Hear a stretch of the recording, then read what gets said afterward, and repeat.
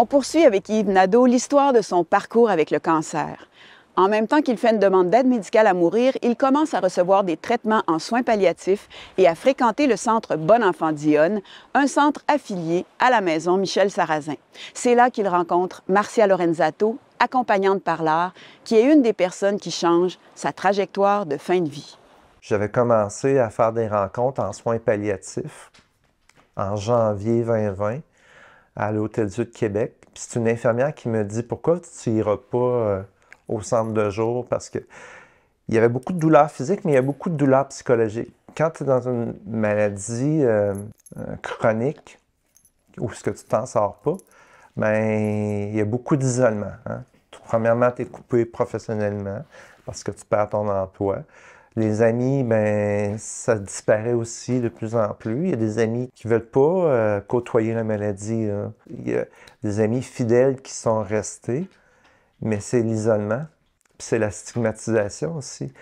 Puis avec les nouvelles thérapies, même si c'est une maladie incurable, ben tu peux faire longtemps.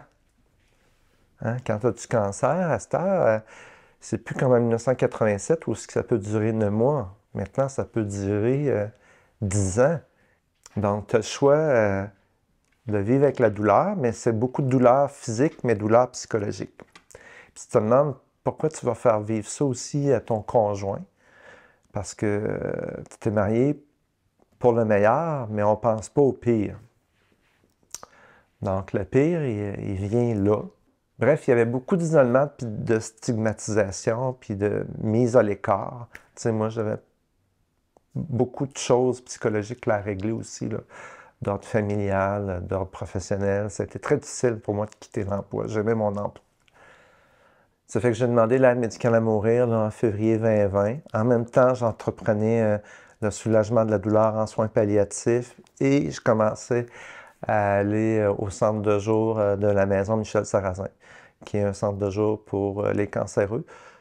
Puis je me suis mis à adorer ça. Ici, au centre de jour Bon Enfant d'Yonne, nous avons installé cette sorte d'activité. Ça fait déjà 16 ans. On peut aujourd'hui accueillir 6 personnes à la fois, et chacun sa table, chacun son univers, chacun son projet. Et on est dans une ambiance du centre de jour qui est favorable, hein, parce qu'on accueille toute une clientèle qui est avec les profils un peu d'Yves, là. Et ces personnes vivent une phase de transition de vie très significative. Hein, et on peut parler d'une crise existentielle. Alors, on intègre l'art dans cette phase-là comme une manière d'aider à visiter cette crise, digérer qu'est-ce qui se passe, décanter et visiter la vie d'une façon plus large que seulement le focus sur la maladie, qui est déjà très significatif au niveau de tout ce qu'ils vivent au quotidien, là, des traitements, des opérations, des effets secondaires des traitements. Ça fait que le focus sur le corps est là inévitablement. Alors, l'art vient élargir un peu plus cet univers-là et chercher à donner à chacun son sens de qui suis-je, c'est quoi mon chemin, qu'est-ce que je suis en train de boucler. Des fois, les gens ont lâché les milieux de travail. Ça change les rapports à la famille, ça change les rapports à la vie. Alors, c'est un milieu de réflexion, en même temps de réalisation, hein, parce que l'art amène à réaliser. C'est la beauté, c'est la couleur, c'est la... Fait que ça... L'art vraiment est une ressource. C'est une ressource pour différentes étapes de vie, pour différentes fonctions. Mais dans cette étape-là, hein, moi, j'ai privilégié de pouvoir être là avec eux. Chaque personne vient 2 heures par semaine en atelier. Chacun a son groupe, les groupes de lundi, les groupes de mardi. Et ils passent la journée, ils peuvent passer la journée avec nous. Et dans ce service-là, ils peuvent rencontrer massothérapie, ils peuvent rencontrer podologie, différents soins de confort et un groupe de soutien avec un travailleur social. Tout s'intercale, hein, et ils sont dans un milieu accueillant qui connaît qu'est-ce que c'est cette étape de vie-là, qui accueille avec les bénévoles qui sont toujours à l'écoute, disponibles pour eux, qui offrent leur soutien tant en présence comme même à servir les repas. Fait que les bénévoles font vraiment partie de les structures et nous sommes vraiment gâtés avec notre corps de bénévolat que nous avons au centre de jour. C'est des gens extraordinaires, empathiques, bienveillants. On mange super bien. C'est un repas le midi qui est vraiment remarquable, de l'ordre des restaurants. Puis j'ai fait aussi commencer de l'art thérapie. Ben, c'est pas vraiment de l'art thérapie, mais c'est de l'accompagnement par l'art. Fait que ma philosophie, elle a changé. J'avais comme ce point d'ancrage-là qui était le lundi toute la journée. Ça commençait bien la semaine. Puis j'ai pas donné suite à ma demande d'aide médicale à mourir. On a aussi soulagé mieux mes métastases osseuses, hein, que j'en avais plein de cul. Quand je dis souvent, j'en avais plein de bassins. On est allé avec des thérapies de combinaison d'antidouleurs. Ça fait peur un peu parce que là, j'ai fait entrer le pilulier puis il en rentre comme 26. J'ai décidé de soulager ma douleur physique, mais aussi soulager ma douleur psychologique en côtoyant un centre de jour. Puis j'ai aussi accepté des deuils, comme des deuils, j'étais très, très sportif. Le seul sport qui me permet et qui me fait énormément de bien, c'est encore la natation. Pour les métastases, c'est là que j'ai pas de douleur, je peux pas me blesser, rien de ça. Bref, j'ai réorienté mes choses. Le CLSC m'a appelé en avril 2020 pour voir qu'est-ce qu'il en était de ma demande d'aide médicale à mourir. Puis j'ai dit, ben, vous la mettez en dessous de la pile, puis je vous rappellerai plus tard. Moi, je suis gâtée d'être avec Yves depuis 3 ans. Et au groupe, les gens rentrent, un, ça fait 2 mois, l'autre, ça fait 3 ans, et tout le monde crée des liens très significatifs. Ils apprennent à travers l'art, se connaître profondément chacun, et ça a vite créé un lien, des respects mutuels entre eux. Chaque personne est dans un mouvement intérieur de prise de conscience, de transformation.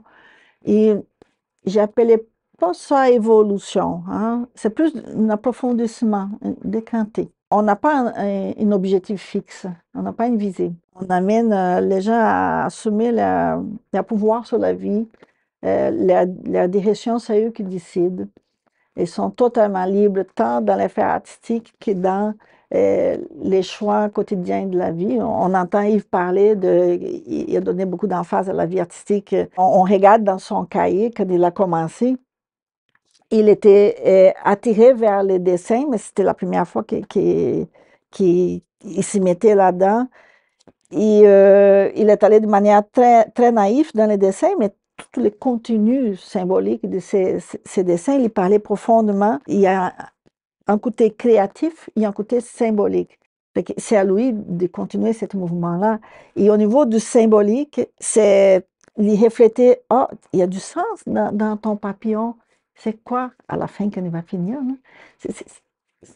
Quelle émotion vient te chercher? Et là, on va tranquillement accompagner la personne à trouver l'essence de qu'est-ce que c'est cet élément symbolique-là, mais c'est quoi les liens avec ta vie? Hein? C'est quoi les liens avec ton vécu? C'est quoi les liens avec l'expérience actuelle ou les expériences antérieures? Et c'est elle qui va bâtir son discours, sa réflexion à la maison, qui continue pendant la semaine, ses rapports à l'autre. Alors, chaque objet qui est créé en atelier, ça les appartient. Alors, on n'est pas dans un cours d'art, ni en art-thérapie. On est en accompagnement. C'est un entre-deux. Hein? C'est la motivation à la création, la motivation au symbolisme et l'objet artistique est traité avec des papiers de qualité, avec du matériel de qualité pour qu'il puisse être un objet de mémoire, un objet de conscience, un objet de cadeau. C'est eux qui décident. On constate la transformation de chacun et c'est eux qui définissent aussi leur visée, leur transformation surprenante aussi, qui ne s'attendaient pas. Hein. On est gâtés. On est gâtés avec, à pouvoir constater. La beauté de la vie dans l'intérieur de chacun n'est pas visible, hein, mais eux, ils mettent ça visible. Quand la personne est dans une phase grave de maladie, il y a tellement de sujets médicaux qui viennent dans les conversations quotidiennes que souvent ils vont me dire, là maintenant on a une nouvelle conversation avec différentes personnes. Hein. Si c'est un petit, on va parler de telle affaire. Si c'est une personne proche, adulte, un conjoint, conjointe, on va parler plus du sens. Mais l'art amène à diversifier les sujets, les voies de communication. Des fois, ça peut être très ludique comme conversation, mais ça peut être aussi très profond, sérieux. Mais au-delà de mon corps, c'est ci, mon corps, c'est là, non, mon être entier, vit, transforme, assimile, reprend du sens. J'ai réorienté ma vie vers des choses que j'envisageais vraiment vers l'âge de 70 ou 80 ans, qui est la culture, qui est l'art. Alors, tu as pu, à travers c'est un événement très dur, hein, de changer son rapport au corps, tu as pu donner espace à la culture. Ouais. Fait que c'est comme, ça balance un peu, hein, ça soulage un peu les pertes, les souffrances. Mais c'est de retrouver un équilibre. Tu sais, je faisais dans l'inventaire des 3 dernières années des choses que je ne m'étais pas permis avant, des shows de théâtre ou des spectacles d'artistes. Donc, j'ai rebalancé toute l'énergie que je mettais au niveau sportif, j'ai remis ça vers la culture. C'est le centre de jour ici qui m'a permis d'aller plus loin que d'assister ou d'aller voir des choses, mais de créer aussi. Tu cultives plus ton être sensible qui passe par l'expression artistique. L'expression artistique de celui qui observe, c'est une chose. Ouais. Et là, tu passes à être celui qui crée, celui qui est actif. Hein? Oui, puis quand on est dans la création, bien, notre cerveau il agit complètement différemment. Il y a toute une zone du cerveau qui est stimulée où est-ce que tu ne sens plus la douleur. Puis on perd aussi toute la notion de temps. Là. Toi, tu as vécu ça. Oui. Hein? C'est pas égal pour tout le monde, mais toi, tu vis ça. Et tu parlais de retrouver l'essence à la vie, parce que quand toute ta vie est organisée pour telle direction, quand cette direction ne fonctionne plus, tu cherches une nouvelle direction. À l'intérieur de toi, tu as trouvé quelque chose qui fait du sens. Hein? Je cherche toujours à aller vers la beauté puis la paix. Quand je suis arrivé, je me dis, je peux pas croire que je vais mourir en colère. Tu sais, je voulais mourir dans un environnement qui soit beau, puis essayer de le créer le plus possible, puis de le choisir. Ça, je verrai si je vais être capable de le choisir.